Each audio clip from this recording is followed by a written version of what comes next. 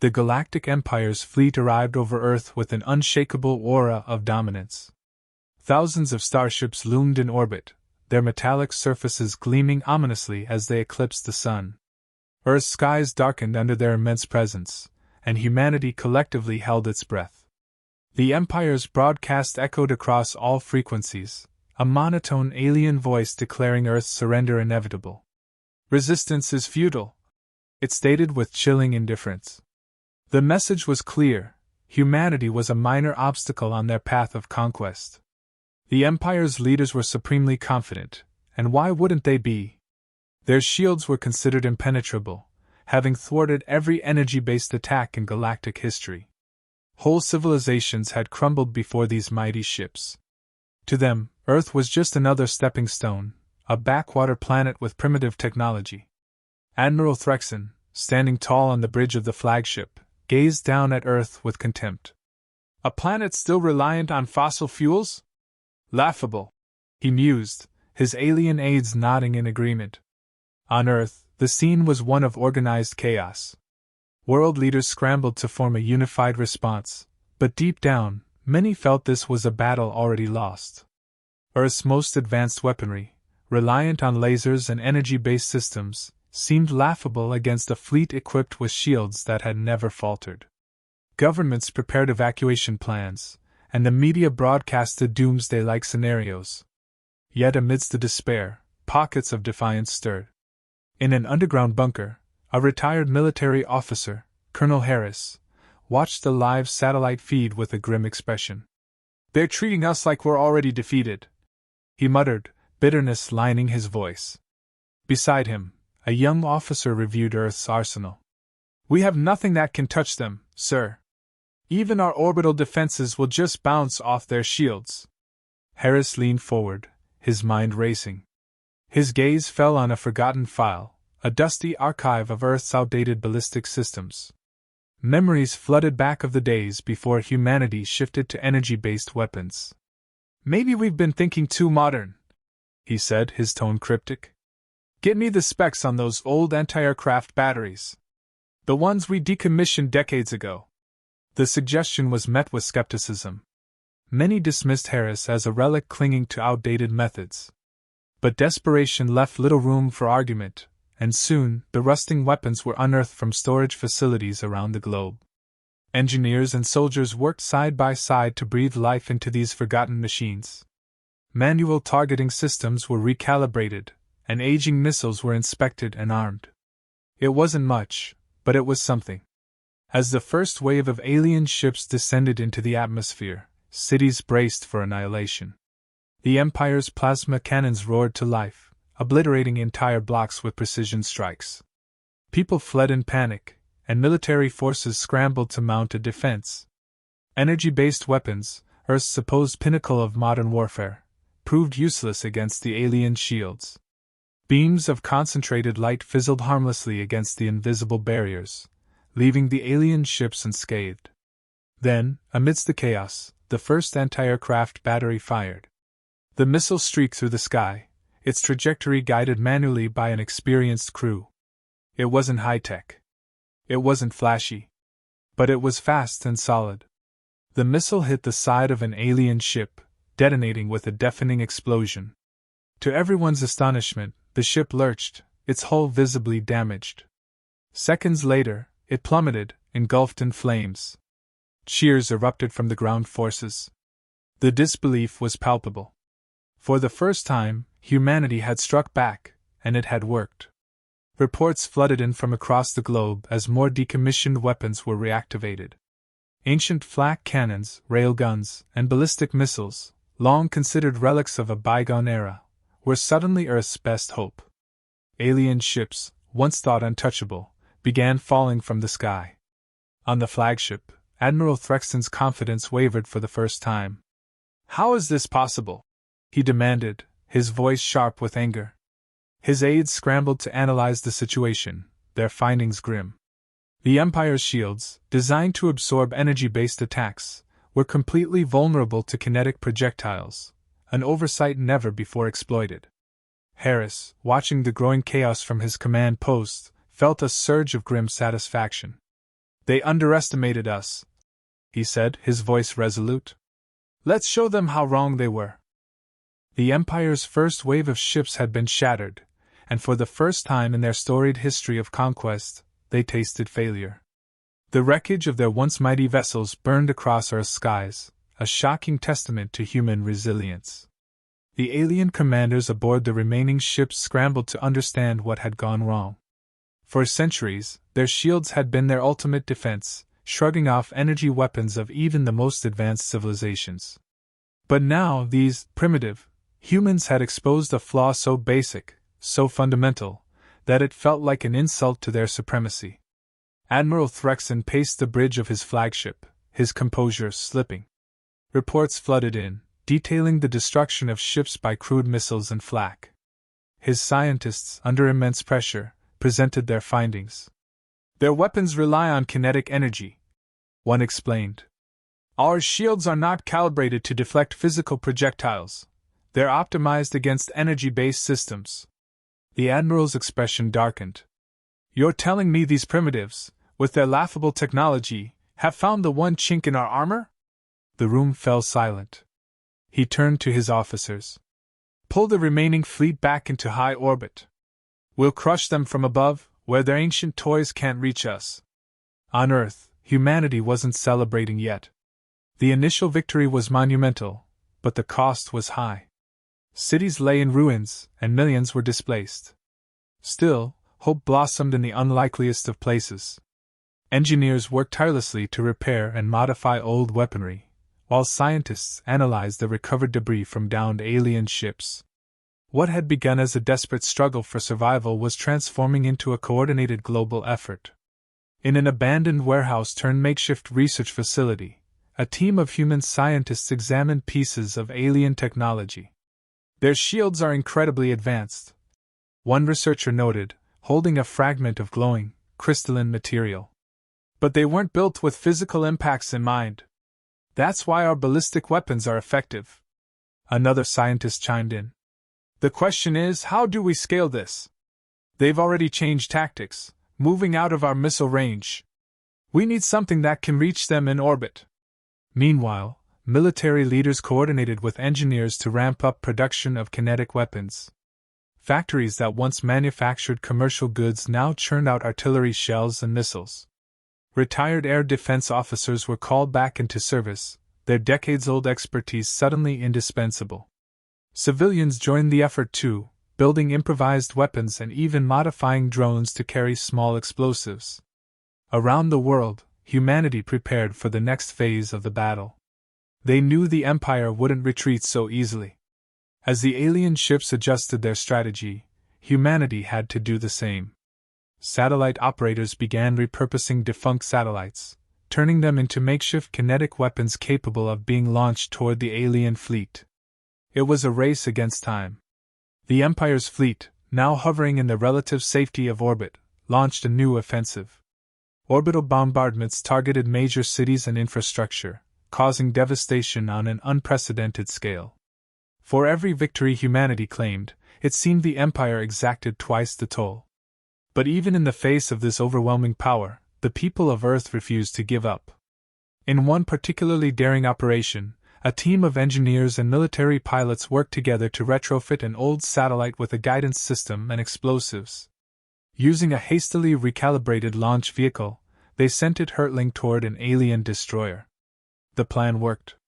The satellite struck the vessel with devastating force, shattering its hull and causing it to spiral into the atmosphere, where it disintegrated upon re-entry. Word of the success spread like wildfire. What had seemed like a futile gesture became a symbol of humanity's ingenuity and resilience. Around the world, similar projects were initiated. The message was clear: the people of Earth would use whatever tools they had to fight back, no matter how unconventional. Admiral Threxon watched the destruction of another ship from his command console, his fury boiling over. "These humans are pests, nothing more," he roared. "How can they continue to defy us with such meager resources?"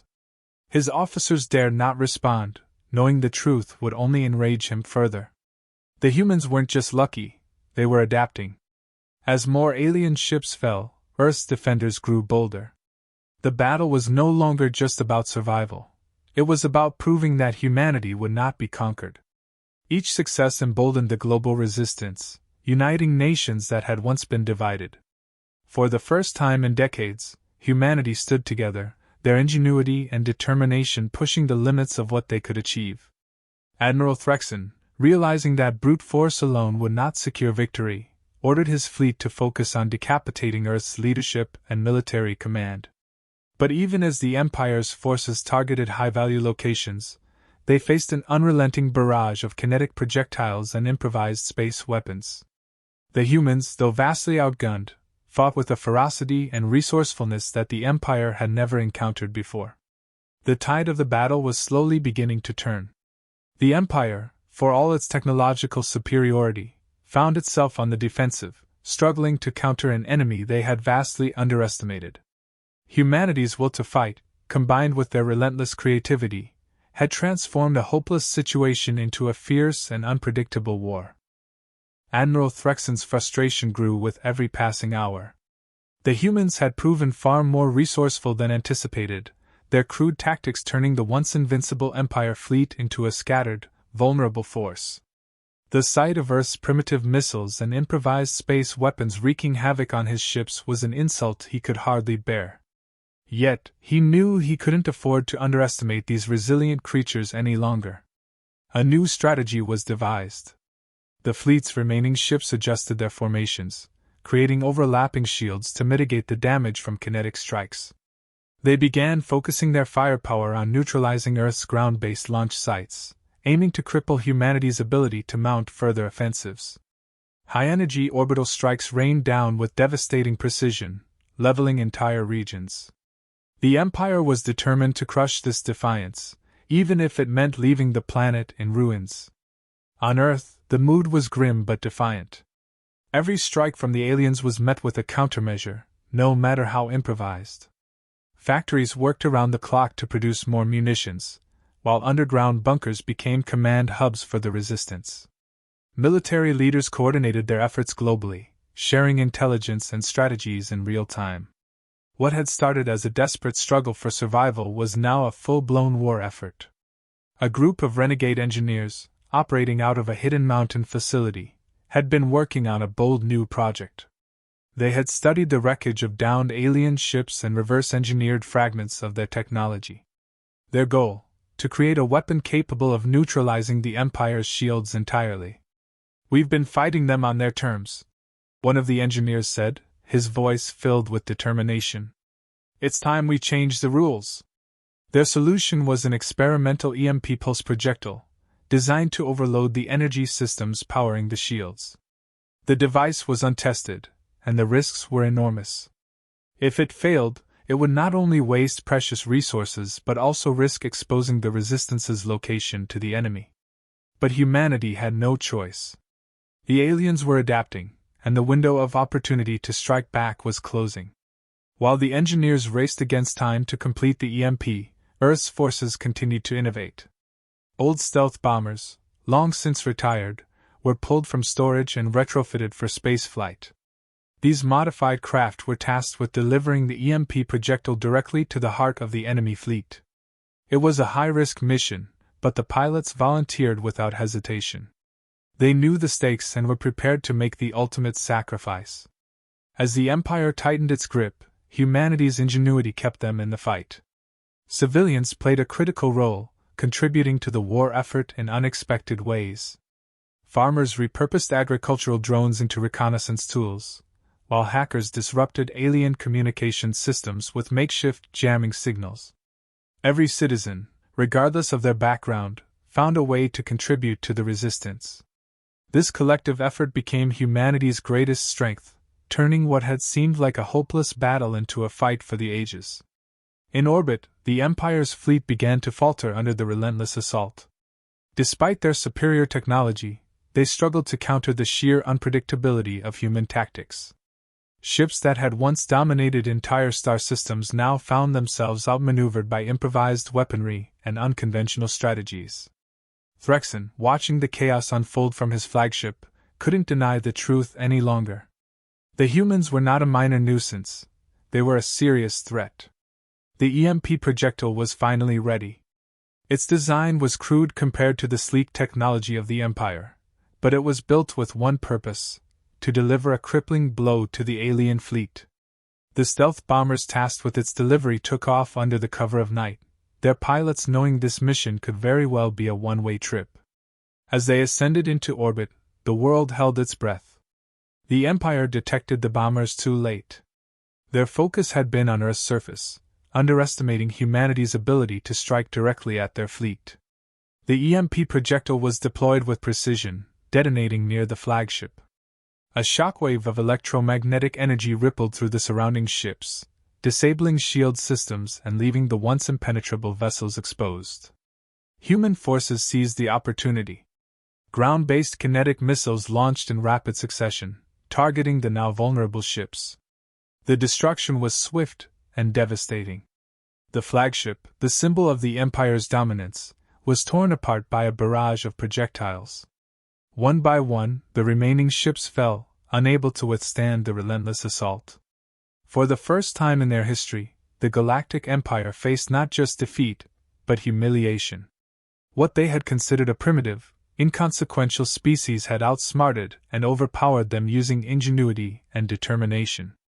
On Earth, cheers erupted as the skies cleared of alien ships. The tide had turned, and humanity had proven its resilience once again. The Empire's survivors limped back into deep space, their fleet shattered and their confidence irreparably damaged. For Earth, this victory was more than just survival. It was a defining moment, a declaration to the galaxy that humanity would not be conquered. Even in the face of overwhelming odds, they had found a way to fight back and win. The aftermath of the battle left Earth scarred but defiant. The wreckage of alien ships littered the atmosphere and landscape, a grim testament to the price of survival. Humanity had achieved the unthinkable.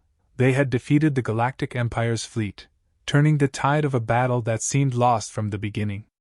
Yet, there was no time to bask in victory. The cost had been immense, with cities reduced to rubble and millions displaced. Survivors worked tirelessly to rebuild while the global resistance prepared for the possibility of another assault. News of the Empire's defeat spread far beyond Earth, carried on intercepted alien transmissions. Across the galaxy, oppressed civilizations listened in disbelief. The humans, a species dismissed as primitive and inconsequential, had accomplished what no other had dared to attempt. They had stood against the might of the Empire and won. This sparked a ripple of hope among countless worlds living under the Empire's shadow, igniting rebellions in corners of the galaxy that had long been silent.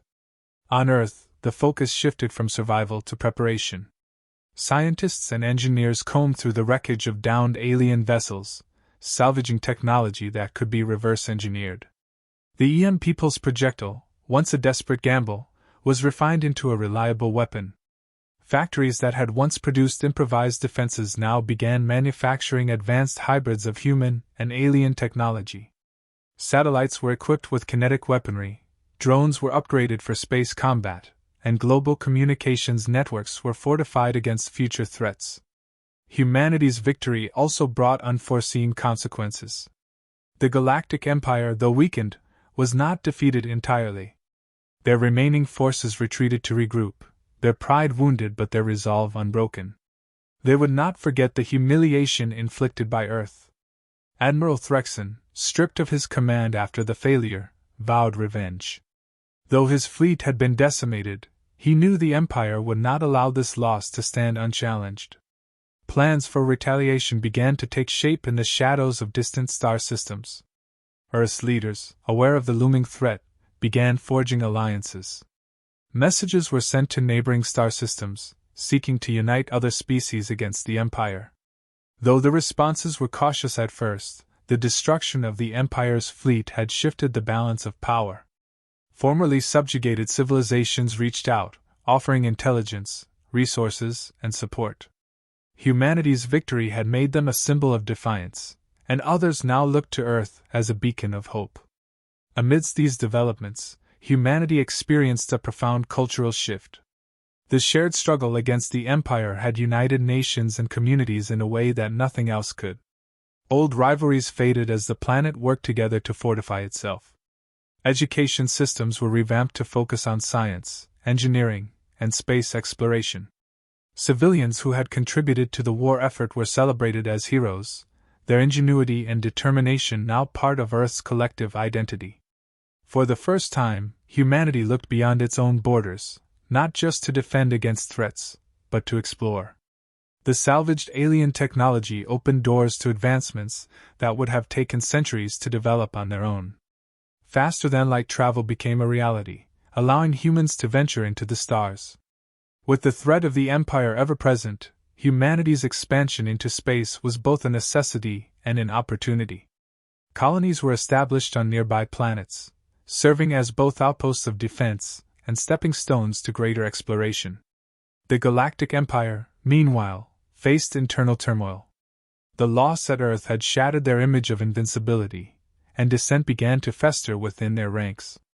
Alien civilizations under their rule saw an opportunity to rise up, inspired by Earth's defiance. Skirmishes broke out across the galaxy as rebellion spread. The Empire's resources, once focused on conquest, were now stretched thin as they fought to maintain control. For the first time in millennia, their grip on the galaxy began to loosen. Back on Earth, a sense of cautious optimism prevailed. The scars of war remained, but they served as reminders of what humanity was capable of when united. The lessons learned during the battle against the Empire reshaped the way humans approached challenges.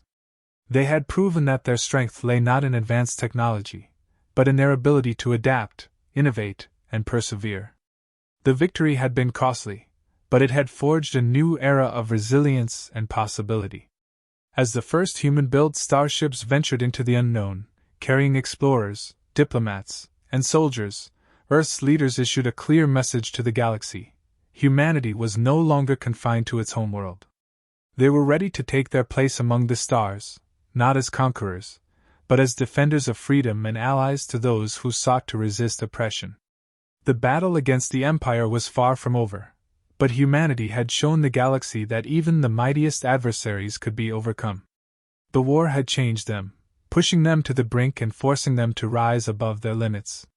And in doing so, they had proven an undeniable truth: resilience, ingenuity, and unity were more powerful than any shield or weapon. The Galactic Empire had learned this lesson the hard way, and the galaxy would never be the same.